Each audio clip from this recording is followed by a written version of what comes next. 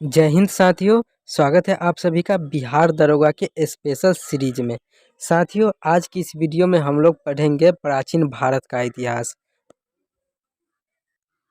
चूँकि प्राचीन भारत के इतिहास से बिहार पुलिस में कई बार प्रश्न पूछा गया है और पूछा जाता है, तो आप सभी से निवेदन है कि वीडियो को पूरा देखिएगा और इसे ध्यान से पढ़िएगा। आते हैं हम प्रश्न की ओर। आज का आपका पहला प्रश्न है, वह युग जब पत्थरों के औजार का उपयोग किए जाते थे को किस नाम से जाना जाता है?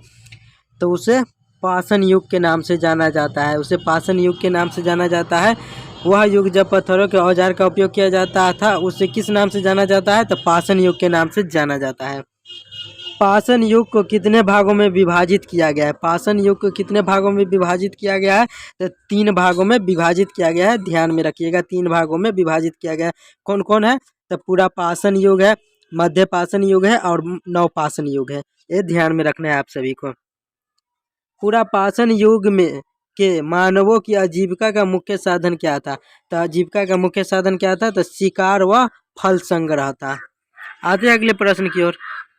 आपका अगला प्रश्न है, पूरा पाषाण युग के मानव, जिन्हें आदि मानव भी कहा जाता है, के द्वारा किया गया प्रथम आविष्कार क्या है? तो सबसे पहले पूरा पाषाण युग में किस चीज का आविष्कार किया गया था? तो आग का आविष्कार किया गया था। आग का आविष्कार तो ध्यान में रखना है आप सभी को। पूरा पाषाण मा, मा, मानव द्वारा बनाया गया प्रथम महत्वपूर्ण औजार क्या था? पूरा पाषाण मानव द्वारा बनाया गया प्रथम महत्वपूर्ण औजार क्या था? तो सबसे पहले महत्वपूर्ण औजार कौन था? तो कुल्हाड़ी था। तो आपको ध्यान में रखना है, पूरा पाषाण युग में सबसे पहले कुल्हाड़ी बनाया गया था। पूरा पाषाण मानव अपने सभी औजार किससे बनाते थे? पूरा पाषाण युग में मानव जो था वह सभी औजार किससे बनाता था? तब कठोर पत्थर से बनाता था। ये भी बात आपको ध्यान में रखना है। पूरा पाषाण युग के शैल चित्रों में सर्वाधिक चित्रांकन किसका हुआ है? पूरा पाषाण युग में शैल चित्रों में सर्वाधिक चित्रांकन किसका हुआ है? तो पशुओं का हुआ है। ये भी बात आपको ध्यान में रखना है, पशुओं का चित्रांकन अधिक बार हुआ है। आते हैं अगले प्रश्न पर। आपका अगला प्रश्न है, भारत में नवपाषाण युग ईसा पूर्व किन वर्षों के बीच माना जाता है? तो वह 4000 ईसा पूर्व से 2000 ईसा पूर्व माना जाता है। 4000 ईसा पूर्व से 2000 ईसा पूर्व माना जाता है। ध्यान में रखिएगा। प्राचीन इतिहास के अध्ययन के संदर्भ में नवपाषाणिक शब्द का क्या तात्पर्य है? तो आपका प्रश्न क्या है कि प्राचीन इतिहास के अध्ययन के संदर्भ में नवपाषाणिक शब्द का क्या तात्पर्य था? तो अर्थ आत्मनिर्भर अर्थव्यवस्था था। आपको ध्यान में रखना है, आत्मनिर्भर अर्थव्यवस्था था। पशुपालन व कृषि के बाद नवपाषाण युग का सर्वाधिक महत्वपूर्ण आविष्कार क्या था? पशुपालन व कृषि के बाद नवपाषाण युग का सर्वाधिक महत्वपूर्ण आविष्कार क्या था? तो पहिया या चक्र था। आपको ध्यान में रखना है, पहिया और चक्र था। आते हैं अगले प्रश्न पर। आपका अगला प्रश्न है, किस युग में पहली बार मातृ देवी पूजा का स्पष्ट प्रमाण मिला?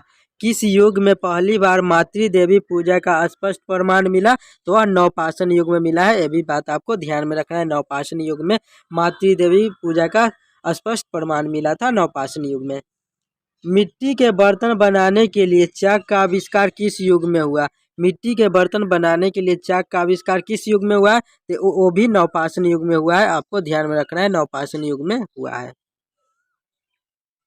आपका अगला प्रश्न है, मानव के व्यवस्थित और स्थिर जीवन अथवा अस्थायी निवास का प्रारंभ किस युग में हुआ?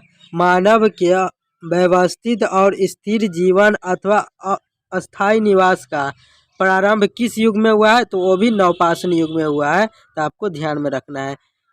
आते हैं अगले प्रश्न पर।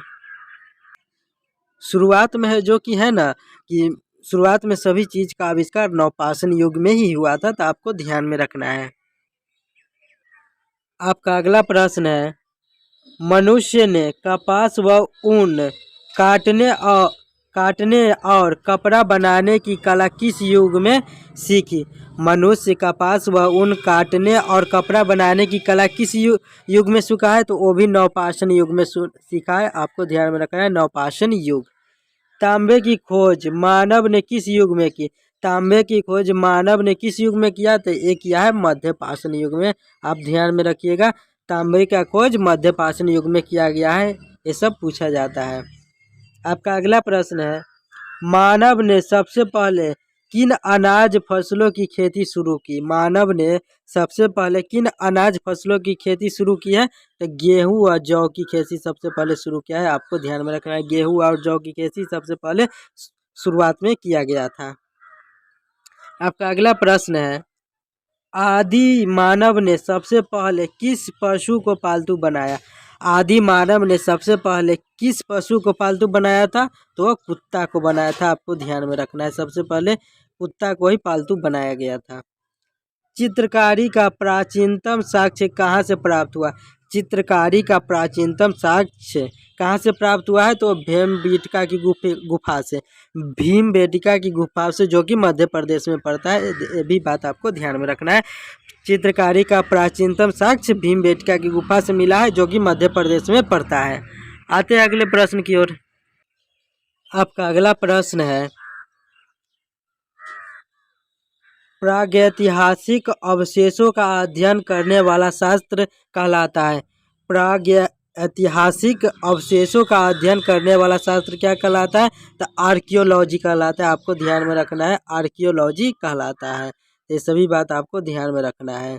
आते हैं नेक्स्ट क्वेश्चन पर।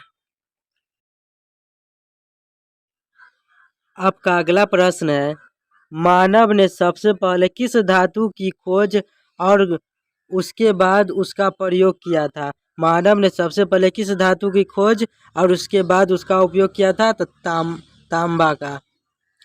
सबसे पहले किस धातु का खोज किया गया था? तो तांबा धातु का खोज किया गया था। तो आपको ध्यान में रखना है।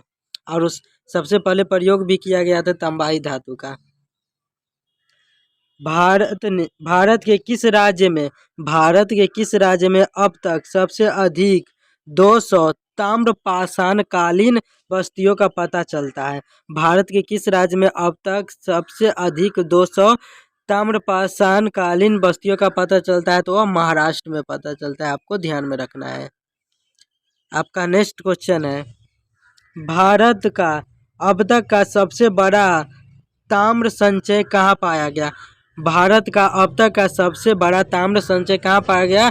तो गुंगेरिया में पाया गया। गुंगेरिया कहाँ पड़ता है? तो वो मध्य प्रदेश में पड़ता है। ये भी बात आपको ध्यान में रखना है।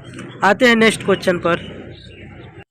आपका अगला प्रश्न है, ताम्रपाषाणिक शैल चित्रण कला में मुख्य रूप से किनका चित्रण हुआ है? तो पशुओं का हुआ है। ये भी बात आपको ध्यान में रखना है। आते हैं नेक्स्ट क्वेश्चन पर। आपका नेक्स्ट क्वेश्चन है, ताम्रपाषाण युग के पतन में किस धातु ने योगदान दिया? ताम्रपाषाण युग के पतन में किस धातु ने योगदान दिया था? तो कांसा ने योगदान दिया था। आपको ध्यान में रखना है। संभवतः ताम्रपाषाण काल में पूजनीय पशु कौन था? संभवतः ताम्रपाषाण काल में पूजनीय पशु कौन था? तो वो सांड था। आपको ध्यान में रखना है, सांड जो की था ताम्रपाषाण काल में पूजनीय पशु था। आपको ध्यान में रखना है। आपका अगला प्रश्न है, रेडियो कार्बन C14 जैसी नवीन विश्लेषण पद्धति के अनुसार सिंधु सभ्यता की सर्वमान्य तिथि क्या निर्धारित की गई? तो सर्वमान्य तिथि क्या निर्धारित की गई? तो 2350 से 1750 ईसा पूर्व। 2350 से 1750 ईसा पूर्व निर्धारित किया गया है। ध्यान में रखिएगा। आपका नेक्स्ट क्वेश्चन है, हड़प्पा सभ्यता का सर्वप्रथम पता कब तथा किनके उत्खनन में से हुआ? हड़प्पा सभ्यता का सर्वप्रथम पता कब और किनके उत्खनन से हुआ है? तो हुआ है 1920 से 21 ईस्वी। 1920-21 ईस्वी में दयाराम साहनी ने किया और जॉन मार्शल ने किया। दयाराम साहनी और जॉन मार्शल ने उत्खनन किया था 1920-21 ईस्वी में। आपको ध्यान में रखना है। आते हैं नेक्स्ट क्वेश्चन पर। आपका अगला प्रश्न है, हड़प्पा सभ्यता के पुरावशेष सर्वप्रथम कहाँ पाए गए? हड़प्पा सभ्यता के पुरावशेष सर्वप्रथम कहाँ पाए गए? तो हड़प्पा में पाए गए। पुरावशेष सर्वप्रथम कहाँ पाए गए? तो वो हड़प्पा में पाए गए थे, ध्यान में रखिएगा। हड़प्पा सभ्यता के नगर व कस्बे किस आकार के विशाल खंडों में विभाजित थे? हड़प्पा सभ्यता के नगर व कस्बे किस आकार के विशाल खंडों में विभाजित थे? तो आपको ध्यान में रखना है आयताकार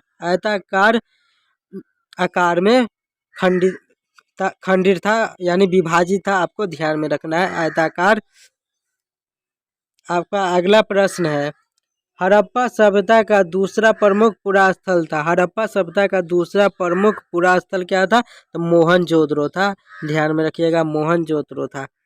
हड़प्पा सभ्यता का दूसरा प्रमुख पुरास्थल मोहनजोदड़ो था, ध्यान में रखिएगा। आते हैं नेक्स्ट क्वेश्चन पर। साथियों, अगर आप भी चैनल पर नए हैं तो आप सभी से हाथ जोड़ के निवेदन है, अगर चैनल पर नए हैं तो चैनल को ज़रूर सब्सक्राइब कर दीजिएगा, क्योंकि रोज़ हम आपके लिए ऐसे ही वीडियो लाते रहेंगे जो कि आपके बिहार पुलिस दरोगा के लिए स्पेशल सीरीज चल रहा है। तो आप सभी से निवेदन है कि चैनल को सब्सक्राइब और वीडियो को लाइक ज़रूर कर दीजिएगा। आपका नेक्स्ट प्रश्न है, हड़प्पा सभ्यता का सबसे पूर्व में स्थित पुरास्थल है। हड़प्पा सभ्यता का सबसे पूर्व में स्थित पुरास्थल क्या है? तो आलमगीरपुर है। आपको ध्यान में रखना है, आलमगीरपुर है। हड़प्पा सभ्यता का सबसे पश्चिम में स्थित पुरास्थल कौन सा है? हड़प्पा सभ्यता का सबसे पश्चिम में स्थित पुरास्थल कौन है? तो है सूतकांगेडोर। सूतकांगेडोर जो कि पाकिस्तान में अभी वर्तमान में पड़ता है, तो आपको ध्यान में रखना है। आपका अगला प्रश्न है, सूतकांगेडोर किस नदी के किनारे स्थित है? सूतकांगेडोर किस नदी के किनारे स्थित है? तो दास्त नदी के किनारे स्थित है। आपको ध्यान में रखना है। हड़प्पा सभ्यता किस प्रकार की सभ्यता थी? हड़प्पा सभ्यता किस प्रकार की सभ्यता थी? तो वह शहरी व व्यापारिक थी। शहरी व व्यापारिक प्रकार की सभ्यता थी। आपको ध्यान में रखना है।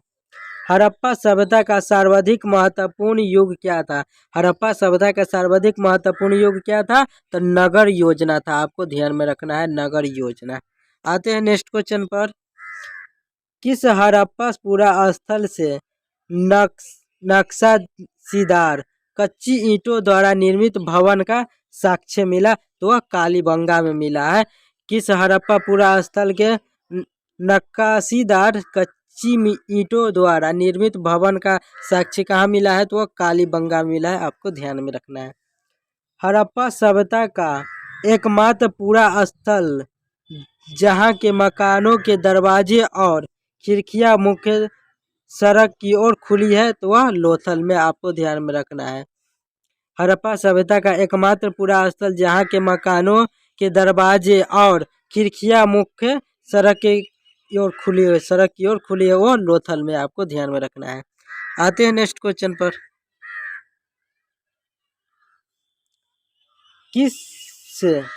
किस हड़प्पा पुरास्थल से एक विशाल सार्वजनिक स्नानगार मिला है? किस हड़प्पा पुरास्थल के एक विशाल सार्वजनिक स्नानगार मिला है? तो मोहनजोदड़ो में मिला है। आपको ध्यान में रखना है। संभवतः हड़प्पा सभ्यता की सबसे बड़ी इमारत कौन सी थी? तो आपको ध्यान में रखना है, इसका साक्ष्य किस हड़प्पा पुरास्थल से प्राप्त हुआ है? संभवतः हड़प्पा सभ्यता की सबसे बड़ी इमारत कौन सी थी? इसका साक्ष्य किस हड़प्पा पुरास्थल से प्राप्त हुआ है? तो वह अन्नागार मोहनजोदड़ो से प्राप्त हुआ है। ध्यान में रखिएगा, अन्नागार मोहनजोदड़ो। आते हैं नेक्स्ट क्वेश्चन पर। आपका अगला प्रश्न है, किस हड़प्पा पुरास्थल से एक उन्नत जल प्रबंधन प्रणाली के विकास होने का प्रमाण मिला है? तो धौलावीरा से मिला है। हड़प्पा सभ्यता के अब तक ज्ञात सभी नगरों में किसे सर्वाधिक समृद्ध, सुव्यवस्थित व खूबसूरत नगर बताया गया? हड़प्पा सभ्यता के अब तक ज्ञात सभी नगरों में किसे सर्वाधिक समृद्ध, सुव्यवस्थित व खूबसूरत नगर माना गया है? तो वो धौलावीरा को ही माना गया है। ये भी बात आपको ध्यान में रखना है। हड़प्पा वासियों का मुख्य पेशा क्या था? हड़प्पा वासियों का मुख्य पेशा क्या था? तो शिल्पकारी था। आपको ध्यान में रखना है। आते हैं नेक्स्ट क्वेश्चन पर। आपका अगला प्रश्न है, हड़प्पा में नाप तौल की कौन सी प्रणाली प्रचलित है? तो दशमलव प्रणाली प्रचलित है, ध्यान में रखिएगा। हड़प्पा काल में माप की इकाई किस अनुपात में थी? ऐसा प्रश्न पूछा जाता है। हड़प्पा काल में माप की इकाई किस अनुपात में थी? तो वह 2:16 के अनुपात में थी, यानी 2/16 के अनुपात में था। आपको ध्यान में रखना है। हड़प्पा वासियों ने सबसे पहले किस फसल की खेती की? तो वह कपास का किया था। आपको ध्यान में रखना है, कपास का किया था। हड़प्पा वासियों ने सबसे पहले किस फसल की खेती की थी? तो कपास का, ध्यान में रखिएगा। हड़प्पा वासियों का मुख्य अनाज क्या था? तो गेहूं व जौ था। हड़प्पा वासियों का मुख्य अनाज क्या था? गेहूं व जौ। आपका अगला प्रश्न है, किन हड़प्पा पुरास्थलों से विशेष प्रकार के गेहूं और जौ दोनों के अवशेष मिले हैं? तो वह हड़प्पा व मोहनजोदड़ो से मिले हैं। तो आपको ध्यान में रखना है।